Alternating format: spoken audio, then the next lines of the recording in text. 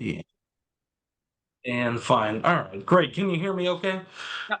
Okay, perfect. I'm Matt, Matt Mahler with MovieWeb. It's a real pleasure to speak with you. I've been a huge advocate of your films. The last 3 decades, you've produced some incredible work, and this is definitely one of them. I've really enjoyed it. There's so much to discuss here. So here's my understanding.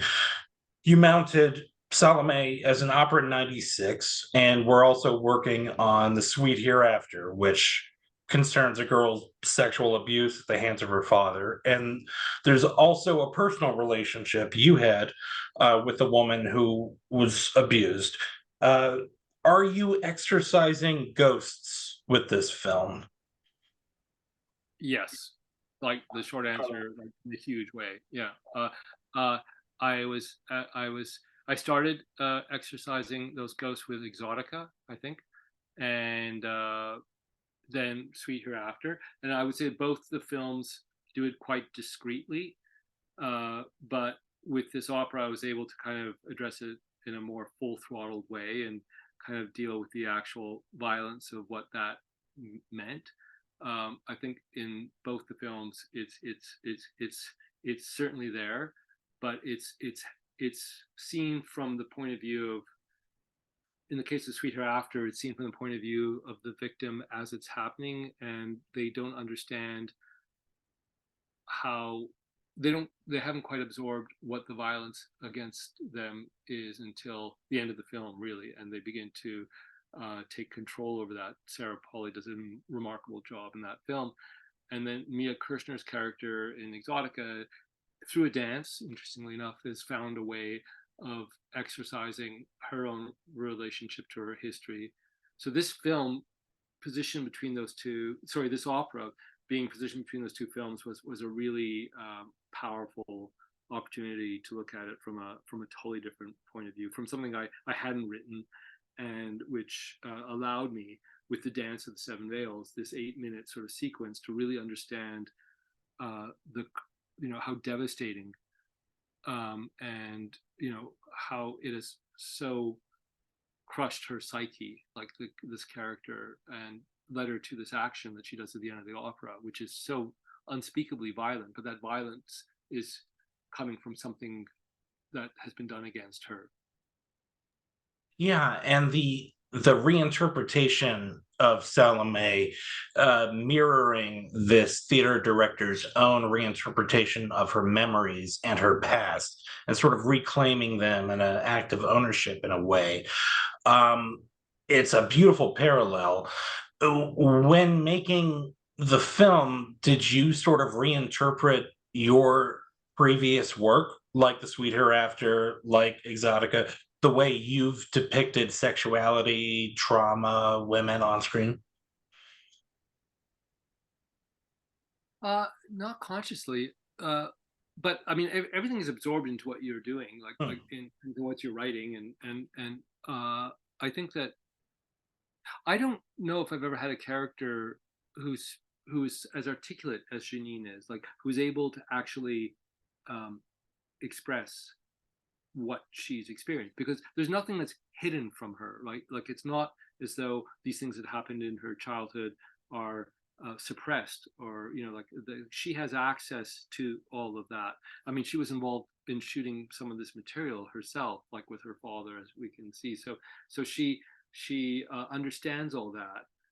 What she is not understanding until she's actually in the rehearsal hall is what it means to remount this, what it means to have had the experience of seeing someone else interpret her experience, and now live up to the quality or the standard of that as a as an as an artifact, as a sort of a statement of her own past, right? So suddenly she's in this very unusual situation where if her if she feels that her direction is in any way compromised or not able to get what Charles was able to achieve, then it kind of questions her, in a strange way, her authority to have access to her own past, which is crazy, which is like actually a very dangerous and fragile position. But she's in that place, and she's left wondering whether or not Charles's desire to have her remount this is either like a gift or a curse, really. And we don't really understand either, like what is at the core of why he's asked her to do this, and what does it mean for her now to live up to his own sort of reputation.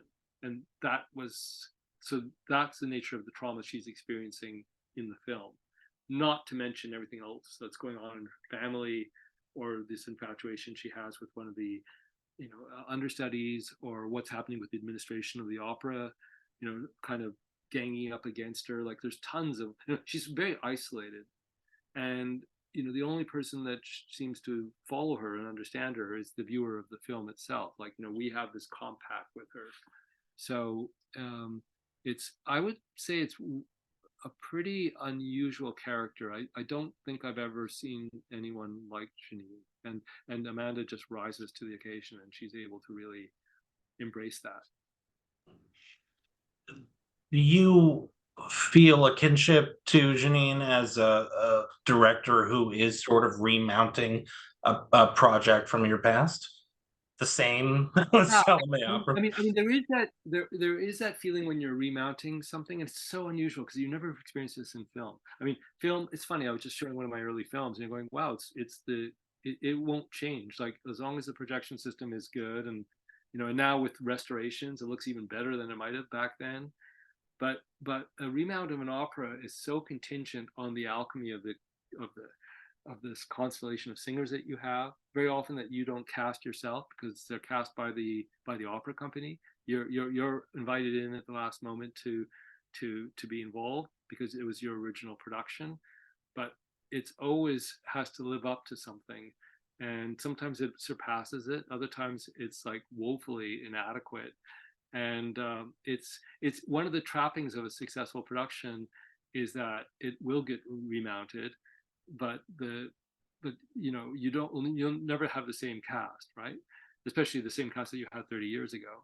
So it's a pretty unusual situation where something is so vulnerable to, and yet the music remains the same, and the it's the same libretto, it's the same story, but there are all sorts of other factors. I had a production of mine, Kosi fan tutte, redone in Israel, the Israeli National Opera, and the theater is just wildly different. So we couldn't actually fit the set as we had into that space, or they're double casting, so you have different casts on different nights, and so it's always changing, and that's just the nature of that process. Uh-huh. So yeah, it Yeah, was it's fascinating. chained to contingency. Yeah, exactly. That's a great way to put it. Change to Mm. continue. Yeah. Um, there's rumors floating around in Seven Veils about the previous production going too far. The main singer and actor, obviously. I think I've heard you discuss the 96 production as being very intense, or would you say it's similar? Could you discuss that at Yeah, all? well, no, it doesn't go as far as the production they're Yeah. referring to in Stuttgart, which seems like a wildly different interpretation. But it seems like this. For those of you who know opera, there's this whole thing that happens in a lot of German productions, which is called Regie Theater, which is like where the director completely redoes the show, like it has nothing to do with the original plot.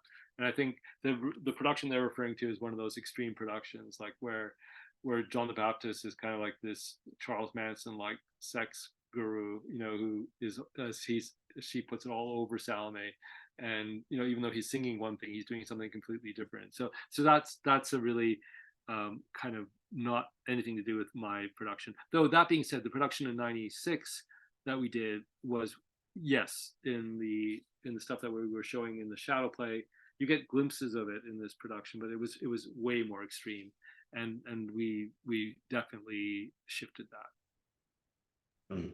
Interesting. And I mean, you mentioned Amanda Seyfried. She's so good. You worked with her on Chloe. What made you think of her for this? Why was she perfect for it? She was perfect because in Chloe, even though that's not my script and it's, like riddled with all sorts of kind of cliches, she still made it so real to me. Like I felt like, like her sense that she wanted to be with the Julianne Moore character, and her pain at not being able to have that fulfilled or consummated was just so heartbreaking to me. And I just she made it something beyond the page, and so I just thought she was an exceptional actress. Like I and we promised her, like you often do when you finish something, you promise you will do something, you'll find something to do again, and it took 15 years in this case, but I always had her in mind. And then, as I was you know writing this, it just like, oh my god, she would be perfect. And then you just pray that the actor will respond. Like you don't know until you present it to them. And uh in this case, it was so, I just am so thankful for what she was able to bring to the role, because like there are scenes that are like you just don't know which way they're going to go. Like that scene where she stops the opera, and she keeps giving directions while the opera starts up, and the singers are kind of ignoring her on stage or making fun of her and mocking her. It's kind of an outlandish scene. It's kind of preposterous, but she makes it real. Like she just finds a way of making it all real, like at all times. And that's her incredible gift as an actress, is that there's an authenticity. She never feels false. Yeah, I completely agree. She's just magnetic and so true in the film. I guess finally, uh, one of my favorite films of yours. I don't think you are it's described enough as a masterpiece. Is Adoration.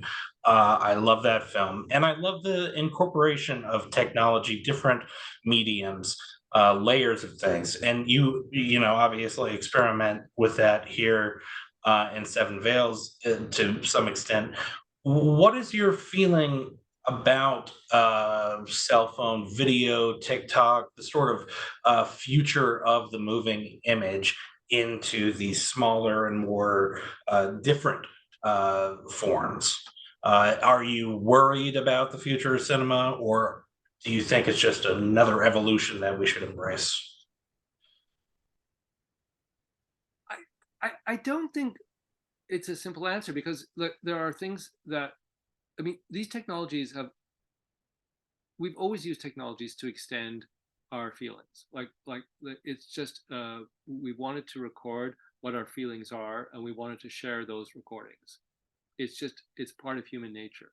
Like that's why we started engraving stories, and like on tablets. And but we want to share our experience. And so there are no limits to that. If the technology exists for us to do that, we will use it. And sometimes we use it well, and it enhances our experience, and other times we use it and we're not aware of how it might trivialize or it might transform the experience. So in the case of Adoration, like one of the core concepts of that is that there are communities that are formed that would not be formed in the real world, but the immediacy of the technology allows these um, types of grieving, or these types of you know um, emotions are elaborated because of the technology, but those become real emotions. So then what are we left with? So um, and I'm not, I've read and had conversations with people who have a way more academic and smarter approach theoretically to what I'm doing. My role is just, as an artist, is just to have the antenna up and to kind of feel like that where these technologies are. And Adoration is an interesting example, because when I made that film in 2007, we shot it. Like I felt group chat was really just around the corner. And so you're seeing scenes in that film which look like the conversations we have now through Zoom.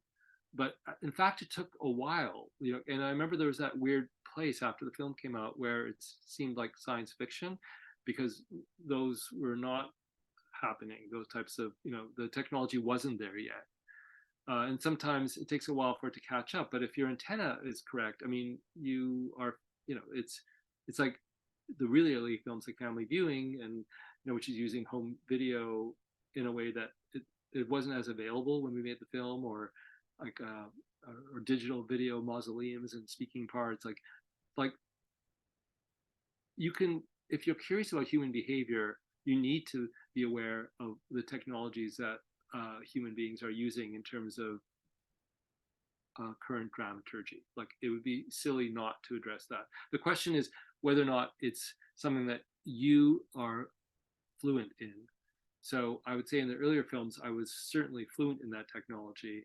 I'm not on TikTok, or I'm not, but I understand when I, okay, a good example in this film, I think there's a generational divide between, let's say, someone who uses the cell phone in the portrait mode, or someone who's using it in the landscape mode, right? So that, and it says a lot about what you think the final use will be. So that Clea is using portrait mode for her like cell phone usage when she's doing her marketing thing, and that Amanda's still using landscape mode.